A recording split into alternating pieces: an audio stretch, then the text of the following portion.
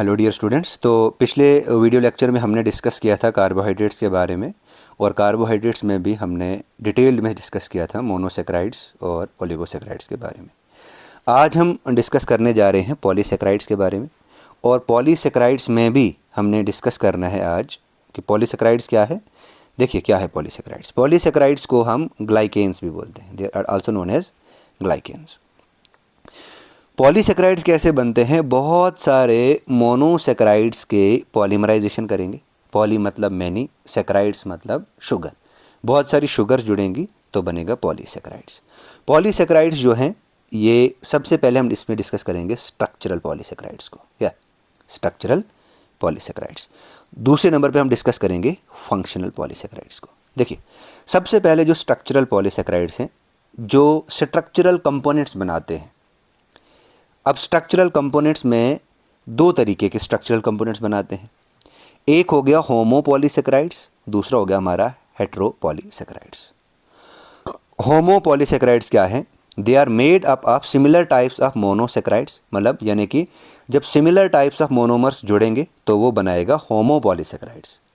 जब one or more than one monosaccharides और its derivatives condense होंगे तो वो बनाएंगे हमारे पास हेट्रोपॉलीसेक्राइड्स।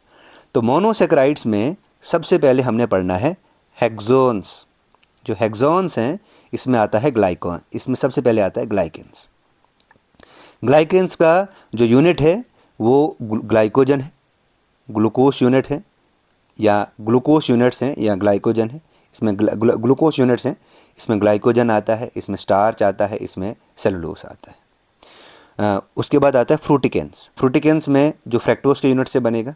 ऐसे आता है गलेक्टेंस। गलेक्टेंस में आता है जो ग्लूकोज के यूनिट से बनेगा। देखिए गलेक्टोज के यूनिट से बनेगा गलेक्टेंस, फ्रैक्टोज के यूनिट से बनेगा फ्रैक्टेंस, और ग्लूकोज के यूनिट से बनेगा ग्लाइकेंस। ग्लाइकेंस में एग्जाम्पल ग्लाइकोजन, स्टार्च और सेलुलोस, ये तीनों इंपॉर्टेंट है। फिर हेट्रोपॉलीसेक्राइड्स में मैंने बताया कि डिफरेंट मोनोसेक्राइड्स, डिफरेंट मोनोमर्स जुड़ेंगे, वो बनाएंगे हेट्रोपॉलीसेक्राइड्स। इसमें आता है नंबर 1 पे फॉर एग्जांपल जैसे म्यूकोपॉलीसेक्राइड्स। म्यूकोपॉलीसेक्राइड्स में हाई एलेरोनिक एसिड हम पढ़ेंगे, हेपेरिन पढ़ेंगे, केराटिन सल्फेट पढ़ेंगे, अगार अगार पढ़ेंगे, हेमी सेलुलोस पढ़ेंगे और काइटिन पढ़ेंगे। काइटिन किसका स्ट्रक्चरल कंपोनेंट है? देखिए काइटिन से बनी है फंगल सेल वॉल। क्या बनी है?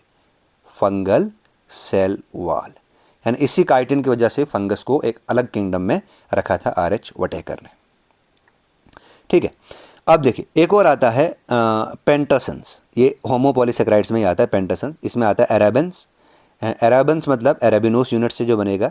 जाइलेंस मतलब जो जाइलोस की यूनिट से बनेगा। ठीक है ना, ये यूनिट्स हैं, या वाली यूनिट्स हैं, और यूनिट से जो स्ट्रक्चरल कंपोनेंट्स हैं वो हमारे पास ये आते हैं। ठीक है, ये था हमारा स्ट्रक्चरल पॉलीसेक्राइड, जहाँ पे हमने डिस्कस किया होमोपॉलीसेक्राइड्स और हेट्रोपॉलीसेक्राइड्स। होमोपॉलीसेक्राइड्स होते हैं जो सिमिलर टाइप ऑफ मोनोमर से बनेगा, उसे हम होमोपॉलीसेक्राइड्स बोलेंगे। हेट्रोपॉलीसेक्राइड्स जो होगा जो डिफरेंट टाइप ऑफ मोनोमर से बनेगा। फंक्शनली जो है पॉलीसेक्राइड्स को 3 क्लासेस में क्लासीफाई किया गया है। इसमें आता है पहला स्टोरेज पॉलीसेक्राइड्स, स्टोरेज पॉलीसेक्राइड। दूसरा आता है हमारा स्ट्रक्चरल पॉलीसेक्राइड्स, और थर्ड आता है म्यूकोपॉलीसेक्राइड्स। स्टोरेज पॉलीसेक्राइड्स में ये क्या करेंगे? ये फूड को स्टोर करेंगे, जिसको बाद में हाइड्रोलाइसिस करेगी और उसे मोनोसेक्राइड्स में तोड़ेंगे। स्ट्रक्चरल पॉलीसेक्राइड्स जो हैं दे आर फाइब्रस पॉलीसेक्राइड्स। ये क्या हैं? ये फाइब्रस पॉलीसेक्राइड्स हैं, और ये क्या बनाते हैं? जैसे एक्सोस्केलेटन ऑफ आर्थ्रोपोड्स बनाते हैं, सेल वॉल ऑफ फंजाई बनाते हैं, सेल वॉल ऑफ प्लांट्स बनाते हैं। म्यूकोपॉलीसेक्राइड्स क्या होता है? इसमें स्लाइमी म्यूसिलेज प्रोड्यूसिंग पॉलीसेक्राइड है, और स्लाइमी म्यूसिलेज किसमें बनता है? एरिया में बनता है। देखिए अगर इसकी एग्जांपल हम देखेंगे, इसमें एग्जांपल आती है ग्लाइकोजन, स्टार्च, इंसुलिन या डहलिया स्टार्च। पर्टिकुलरली डहलिया एक प्लांट है, उसमें देखने को मिलता है। इसमें आता है सेलुलोस। सेलुलोस में β14 लिंकेज होता है। काइटिन है, most important fungal cell wall का कंपोनेंट है, ये प्लांट सेल वॉल का कंपोनेंट है। इसमें β14 लिंकेज होता है। काइटिन में β14 इसमें क्या होता है? β14 नेक्टाइल ग्लूकोस एमीन होता है, जो कि एक्सोस्केलेटन बनाता है आर्थ्रोपोड्स में। इसी में पैक्टिन भी आता है, जो मिडल लेयर का कंपोनेंट है। इसमें क्या आता है? हाइलुरोनिक एसिड आता है, कॉन्ड्राइटिन सल्फेट आता है, अगार आता है, केराटिन सल्फेट आता है और हिपेरिन आता है। अब हमने कुछ most common type of polysaccharides को डिस्कस करना है, तो एक एक करके डिस्कस करेंगे कि most common type of polysaccharide क्या क्या है। देखिए, most common type of polysaccharide में सबसे पहले आता है ग्लाइकोजन। इस ग्लाइकोजन को हम क्या बोलते हैं, इसे हम एनिमल स्टार्च के नाम से भी जानते हैं। ये क्या है, ये एक रिजर्व फूड है, होमोपॉलीसेकेराइड है। एनिमल्स और फंगल सेल्स में ग्लाइकोजन्स होता है, ठीक है ना। ये किसका बना होता है, लगभग 5000 से लेकर 30,000 ग्लूकोज के यूनिट्स कनेक्टेड होते हैं अल्फ़ा 14 और अल्फ़ा 16 लिंकेज के साथ। अल्फ़ा 14 एक ब्रांच स्ट्रक्चर बनाता है और इस ब्रांच में एक लीनिएज निकलती है जिसे हम बोलते हैं अल्फ़ा 16 लिंकेज। अल्फ़ा 14 जो है वो लीनियर स्ट्रक्चर है और अल्फ़ा 16 एक ब्रांच निकलती है, इसलिए इसको हम बोलते हैं ब्रांचिंग पैटर्न अल्फ़ा 16 लिंकेज में देखने को मिलता है। और अगर लीनियर स्ट्रक्चर है वहाँ पे अल्फ़ा 14 लिंकेज होगी, ठीक है ना। बॉन्ड कौन सा होगा, वही अल्फ़ा 14 ग्लाइकोसिडिक बॉन्ड और अल्फ़ा 16 ग्लाइकोसिडिक बॉन्ड होगा। इसका जो मॉलिक्यूलर वेट है वो 4 मिलियन डेल्टन है। इसकी फॉर्मेशन जो है, इसकी फॉर्मेशन को बोलते हैं ग्लाइकोजेनेसिस। और ग्लाइकोजेनेसिस होगा, the process of formation of glycogen is known as glycogenesis, जो लीवर सेल में होता है। और इसकी ब्रेकडाउन जब होगी, the process of splitting of glycogen into monomers is known as glycogenolysis. Glyco मतलब ग्लाइकोजन, जीनो मतलब इसका ब्रेकडाउन, लाइसिस मतलब इसका ब्रेकडाउन, ठीक है ना। जब ग्लाइकोजन टूटेगा इस प्रोसेस को बोलते हैं ग्लाइकोजिनोलाइसिस। जब ग्लाइकोजन बनेगा इसे हम बोलते हैं ग्लाइकोजेनेसिस। ग्लाइको मतलब ग्लाइकोजन और जेनेसिस मतलब फॉर्मेशन, है ना। ये कहाँ पे स्टोर रहता है, लीवर में रहता है।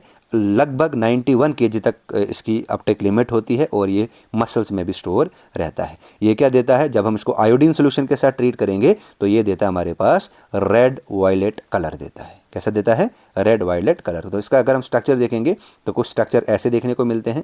ये जो है, ये वाला जो स्ट्रक्चर है, इसमें जो लिंकेज होती है दिस इज़ अल्फ़ा 14 लिंकेज। और जहाँ पे ये ब्रांच निकलेगी इस ब्रांचिंग वाली पोजीशन पे होता है अल्फ़ा 16 लिंकेज। ये दोनों इंपॉर्टेंट पॉइंट आपने याद रखने हैं इसमें। नेक्स्ट हमारा आता है, नेक्स्ट दूसरे नंबर पे हमने पढ़ना है पॉलीसेकेराइड्स में, कॉमन पॉलीसेकेराइड है ये भी, स्टार्च। इसे एमाइलम भी बोलते हैं। ये प्लांट का रिजर्व फूड मटेरियल होता है। ये फोटोसिंथेसिस के दौरान बनता है। जब C3 साइकिल चलता है तो ग्लूकोज बनता है, ग्लूकोज को फिर बाद में कन्वर्ट किया जाता है स्टार्च में, ठीक है ना। ट्रांसपोर्टेबल फॉर्म जो है वो क्या है, वो आप कमेंट में बताएंगे। स्टार्च मॉलिक्यूल जो है ये एक्युमुलेट होता है, इसकी एक्युमुलेशन होती है तो स्टार्च ग्रेन्स बनते हैं। ये सिंपल भी हो सकते हैं और कंपाउंड नेचर के भी हो सकते हैं। हर ग्रेन में बहुत सारी लेयर्स होती हैं या शेल्स होती हैं। द फॉर्मेशन ऑफ लेयर्स और shell is known as stratification, उसे हम स्ट्राटिफिकेशन बोलते हैं। इसे कॉन्सेंट्रिक या ईसेंट्रिक मैनर में हम इसको अरेंज किया जाता है और इसका एक कॉमन पॉइंट होता है जिससे हम बोलते हैं हीलियम, है ना। हीलियम जो है ये हीलियम प्रोटीन पार्ट होता है, ये प्रोटीनिशियस नेचर का होता है, ये प्रोटीन का बना होता है। जैसे कंसेंट्रिक स्टार्च जो है वो किस में देखने को मिलता है, व्हीट और राइस में कंसेंट्रिक स्टार्च में देखने को मिलता है। ईसेंट्रिक इसमें देखने को मिलता है, ईसेंट्रिक जो है वो पोटैटो और बनाना में देखने को मिलता है। और ये दोनों एग्जाम्पल्स आपने इसको डायग्राम को विजुलाइज करना है, ये दोनों डायग्राम्स आपको याद रहनी चाहिए। इसको अब स्टार्च को कहाँ स्टोर किया जाता है, इसको हम ल्यूकोप्लास्ट में स्टोर करते हैं या एमाइलोप्लास्ट में, एमाइलम स्टोर करने का, ल्यूकोप्लास्ट में भी स्टार्च को स्टोर किया जाता है। अब स्टार्च के दो कंपोनेंट्स हैं, ठीक है ना। अब कौन कौन से कंपोनेंट्स हैं इस पे चर्चा हम करें। स्टार्च के स्ट्रक्चरली दो कंपोनेंट हैं। नंबर 1 आता है एमाइलोस और नंबर 2 पे आता है एमाइलोपेक्टिन। एमाइलोस और एमाइलोपेक्टिन। आप देखो, अगर मैं एमाइलोस की बात करूँगा, एमाइलोस में 20 to 30% स्टार्च होता है इसमें, और इसमें 70 to 80%, एमाइलोपेक्टिन में 70 to 80% स्टार्च होता है। इसमें 200 to 2000 ग्लूकोज यूनिट्स होते हैं। इसमें 20,000 to 2 लाख ग्लूकोज यूनिट्स होते हैं। ये जो है ये अनब्रांच्ड होता है, अनब्रांच्ड होता है और ये होता है स्पाइरली क्वाइल्ड, ऐसे करके अनब्रांच्ड होता है, स्पाइरली क्वाइल्ड होता है। और ईच टर्न पे, हर टर्न पे 6 ग्लूकोज यूनिट्स होते हैं। ये ब्रांच्ड स्ट्रक्चर होता है। यहाँ पे एमाइलोस जो है ये सिर्फ अल्फ़ा 14 लिंकेज शो करता है, जैसे ग्लाइकोजन में होती है ना अल्फ़ा 14 और अल्फ़ा 16। एमाइलोपेक्टिन में भी सेम अल्फ़ा 14 और अल्फ़ा 16 लिंकेज होती है। ये इनर कोर ऑफ स्टार्च बनाता है, ये इनर कोर ऑफ स्टार्च बनाता है, और ये एमाइलोपेक्टिन जो है आउटर कोर ऑफ स्टार्च बनाता है। ये ज़्यादा सॉल्युबल होता है वाटर में, it is more soluble in water, और ये जो है it is less soluble in water, ये वाटर में कम सॉल्युबल होता है। ये जो है it gives black colour with iodine, या जब इससे हम आयोडीन के साथ ट्रीट करेंगे तो ब्लू ब्लैक कलर देता है, और ये पर्पल कलर देता है जब हम इसको आयोडीन के साथ ट्रीट करेंगे। ये था हमारा स्टार्च, मोस्ट इंपॉर्टेंट है, 2 कंपोनेंट्स का बना होता है, अमाइलोस और अमाइलोपेक्टिन। अमाइलोस जो है वो एक अनब्रांच स्ट्रक्चर होता है, अमाइलोपेक्टिन एक ब्रांच स्ट्रक्चर होता है। अमाइलोस जो है वो स्पाइरली कॉइल्ड होता है, उसमें ब्रांचिंग होती है, और ब्रांच पॉइंट जो है वो अल्फा 1,6 लिंकेज से बनता है। एक लीनियर स्ट्रक्चर जो होता है वो अल्फा 1,4 लिंकेज होता है।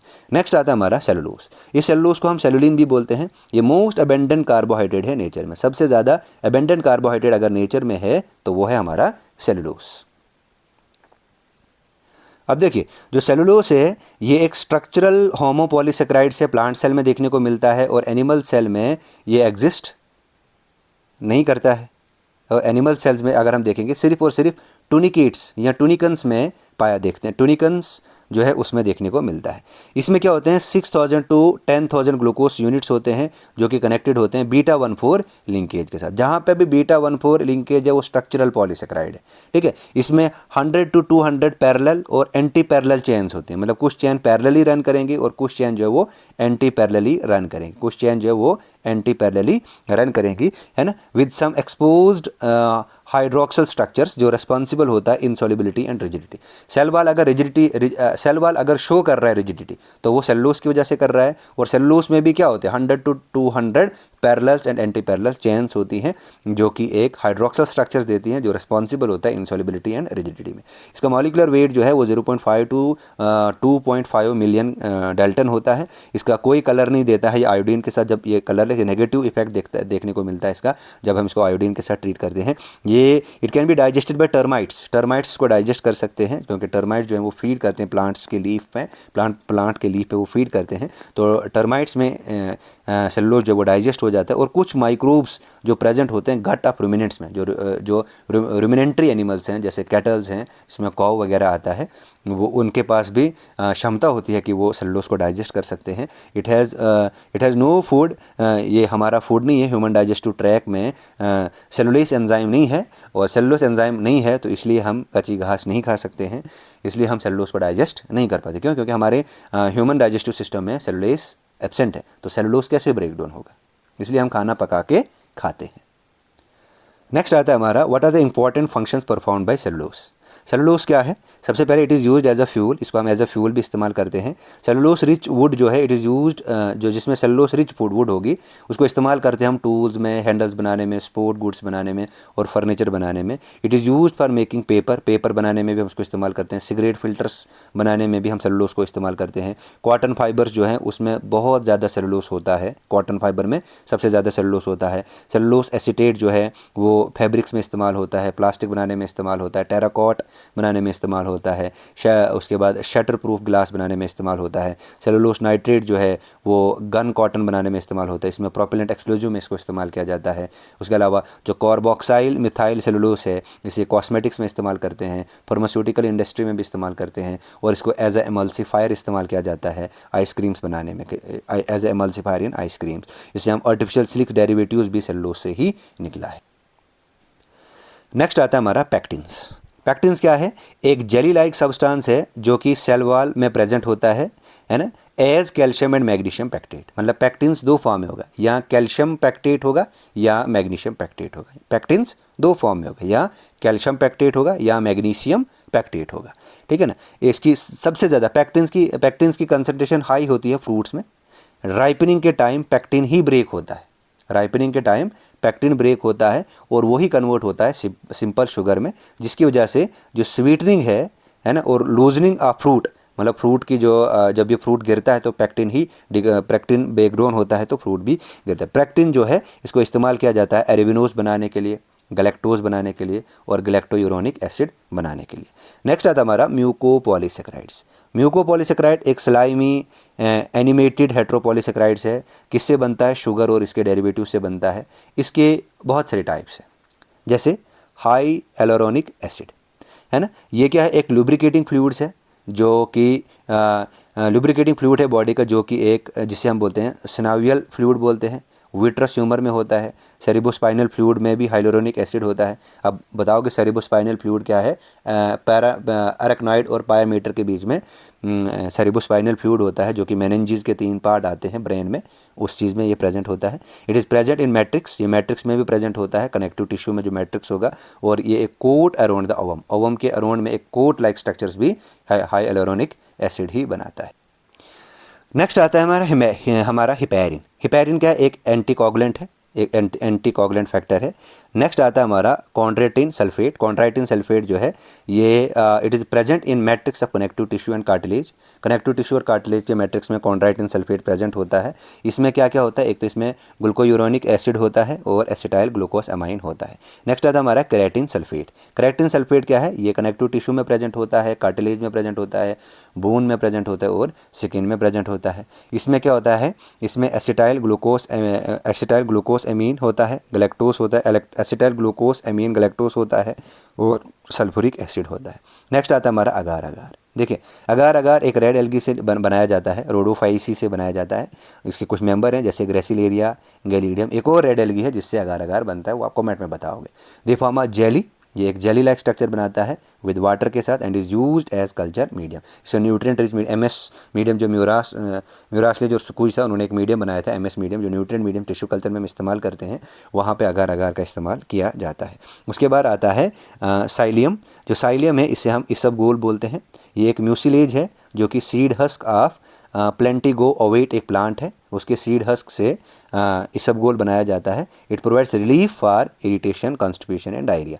ये थोड़ा सा रिलीफ प्रोवाइड करता है इरिटेशन के लिए, कॉन्स्टिपेशन के लिए और डायरिया के लिए। उसके बाद ओकरा आता है। ओकरा क्या है? एक म्यूसिलेज है, एक it is a mucilage occurs in unripe fruit, ये अनराइप फ्रूट में होता है, जिसे ओकरा है, जिसे हम भिंडी भी बोलते हैं। भिंडी का साइंटिफिक नेम आप मुझे बताओगे, लेडी फिंगर का साइंटिफिक नेम क्या है ये आप मुझे कमेंट सेक्शन में बताओगे। और it is used as thickening agent, इसको हम एज अ थिकनिंग एजेंट के लिए भी इस्तेमाल करते हैं। तो ये था हमारा पॉलीसेक्राइड्स। और आज हमारा जो कार्बोहाइड्रेट्स है ये पूरा कंप्लीट हो गया है। तो इससे ज़्यादा कार्बोहाइड्रेट्स आपने याद नहीं रखना है, it is more than enough. इसके बेहतरीन से बेहतरीन नोट्स आप बनाइए और इसको तैयार करिए। तो कार्बोहाइड्रेट्स का हो गया एंड आज। नेक्स्ट हम देखते हैं कौन सा टॉपिक लेंगे। Thank you.